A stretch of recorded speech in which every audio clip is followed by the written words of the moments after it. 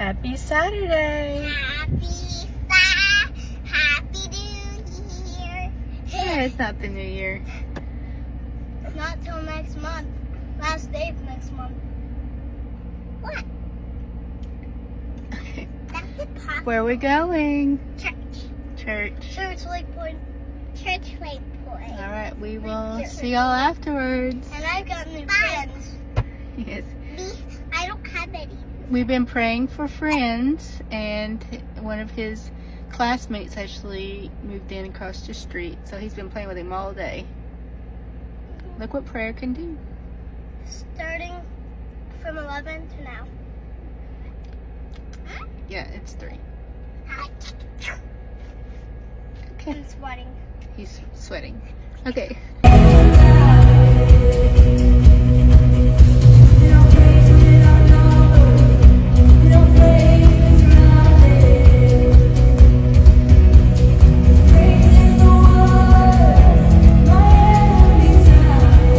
And declared war against the rest of her what? The rest of her children. It's right there.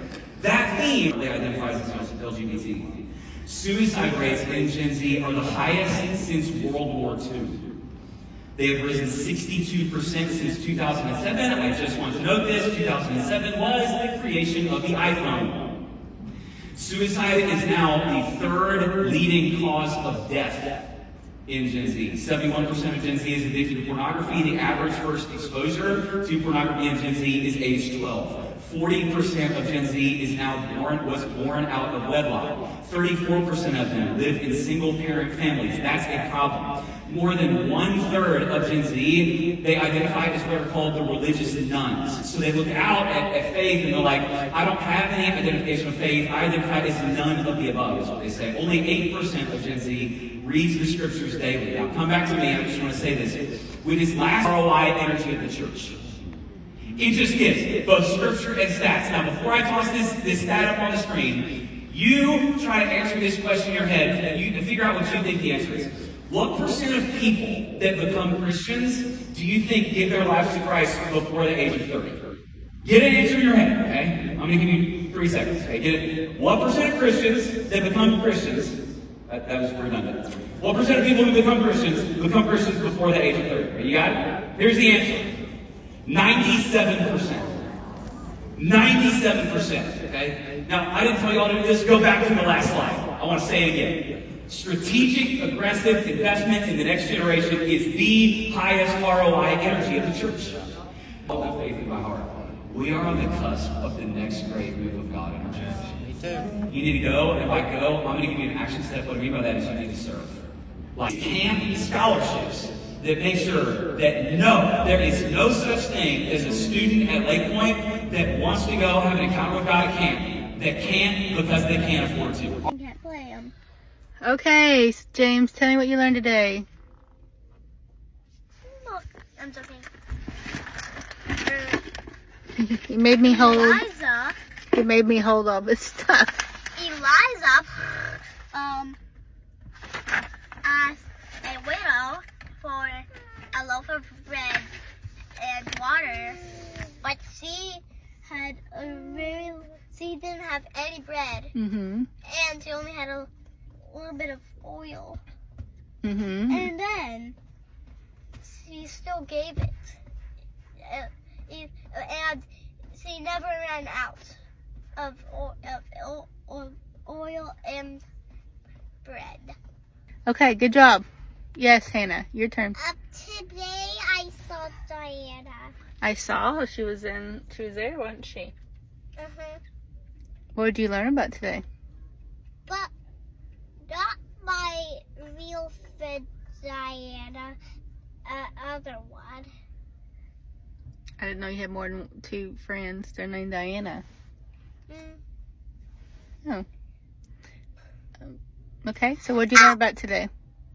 Well, Mommy, can you look at my paper? Well, I didn't get paper. You made this.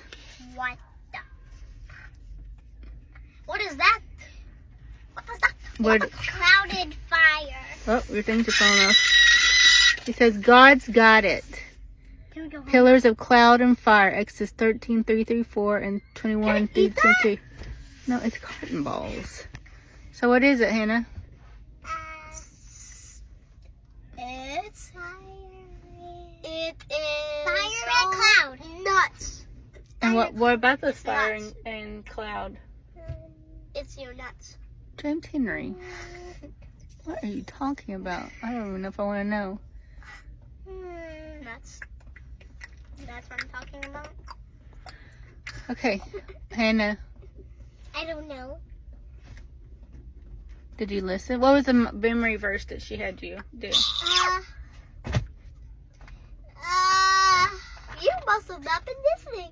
You must have been talking. James, Hey! stop. Why do you always do that? What was it? She made you say it to me right before you left.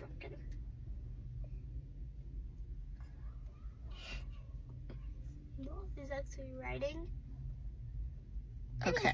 Secret letter. Anyway, so mine today we were actually talked about at home I do Bible studies, and the one he talked about today was actually what I did in my Bible study today, and it was actually God threw a lot of scripture at me today, and I was like, oh, this is for me, and then when I come to church and he said the same one. I mean, he didn't talk about the same stuff that I was thinking about at my house, but it was weird because it was the same Bible verse. But anyway, he was saying that Satan goes after the most vulnerable, and that's usually the children.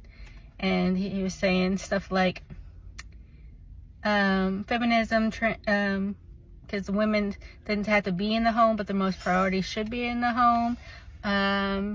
What's transgenders. What's vertible mean? Huh? What's vertible mean? I didn't say vertible. Vertible. You said that you see the children. You said that right after. Vulnerable.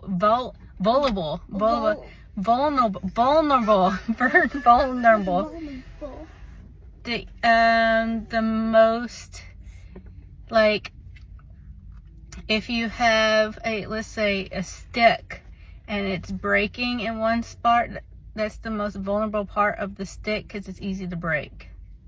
So easiest break. Okay. And he was saying abortion, of course, because that's a way to get rid of children. Let's go home now. Hold on, I'm still talking. And he gave a bunch of different examples, so if you're interested, go watch Josh's Lake Point. What are you doing, Hannah? Lake Point. Today is Gateway. November. Gateway. No, 9. Gateway. It is the 9th. So, all right, Gateway. let's go have some Mom. Lord's chicken. Ah! Is that What's Chick-fil-A? that? Is that a Chick-fil-A? That's Chick-fil-A. Let's go have some chicken. Okay, y'all have a beautiful, blessed day.